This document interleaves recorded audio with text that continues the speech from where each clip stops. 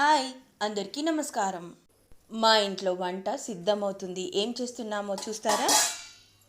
పోయిన సంవత్సరం అనపగింజలు తినాలని ఎన్నిసార్లు అనుకున్నా కుదరలేదు, దొరకలేదు.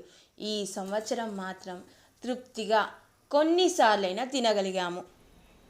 3-4 రోజులు అనపగింజలు అలాగే బయట ఉండడం వల్ల కాస్త వల్లిపోయాని నీళ్ళలో వేసి పెడితే ఫ్రెష్గా అయిపోయాయి. బీరకాయ, క్యారెట్ ఆవిరికి ఉడికిస్తున్నాను కాబట్టి కింద గిన్నెలో నీళ్లు పోస్తాను కదా, అందులోనే అనపగింజలు వేశాను. ఆ అనపగింజలు ఉడికిన తర్వాత మిగిలిన నీళ్ళని అన్నం వండుకోవడానికి వాడుదామనుకున్నాను. మీకు చూపించడానికి కూడా ఆ నీళ్లు మిగల్లేదు, కరెక్ట్ తగ్గట్టుగా అయ్యాయి నీళ్లు. ఇక్కడి వరకే నా డ్యూటీ, మిగిలిందంతా చందుకు అప్పచెప్పేశాను. కర్రీ వండమని చెప్పి నేను మెడిటేషన్కి వెళ్ళిపోయాను. ఇక ఈ ప్రపంచం నుంచి కాసేపు ఎస్కేప్. ఎక్కడికి పారిపోతాం? ఆలోచనలన్నీ అక్కడే ఉంటాయి. మెడిటేషన్ అనగానే ఏ ప్రపంచంలోకే వెళ్ళిపోతాం, అలా బ్లాంక్గా ఉంటుంది అని అయితే నాకైతే కాలేదు ఇప్పటి వరకు. ఈరోజు ఈ కూరలో మరొక కూరగాయ కూడా ఉంది, పచ్చి టమాటా. కరెక్ట్గానే విన్నారు కదా, పిచ్చి అని అయితే వినబడలేదు కదా.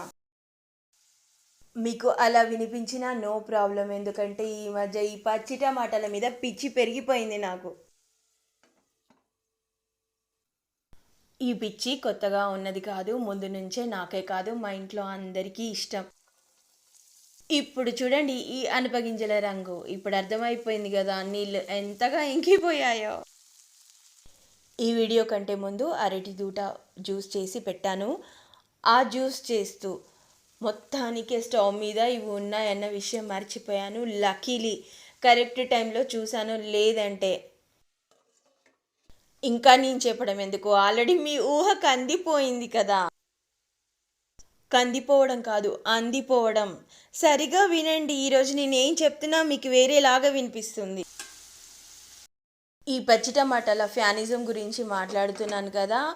అయితే ఈ పచ్చి టమాటాలతో ఆవ పచ్చడి కూడా పెట్టాను. ఎలా పెట్టానో వీడియో పోస్ట్ చేస్తాను తర్వాత, అది చూడండి.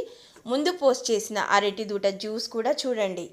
ఓ మాట చెప్పండి, ఈ మధ్య నేను అనపగింజలతో వీడియోస్ చేస్తుంటే మీకు కూడా నోరూరుతుంది కదా. వీటిని తెప్పించినప్పుడల్లా అందరితో ఒలిపిస్తున్నానని కాస్త నా మీద కంప్లైంట్ ఉన్నా, తింటుంటే అందరికీ భలే నచ్చింది.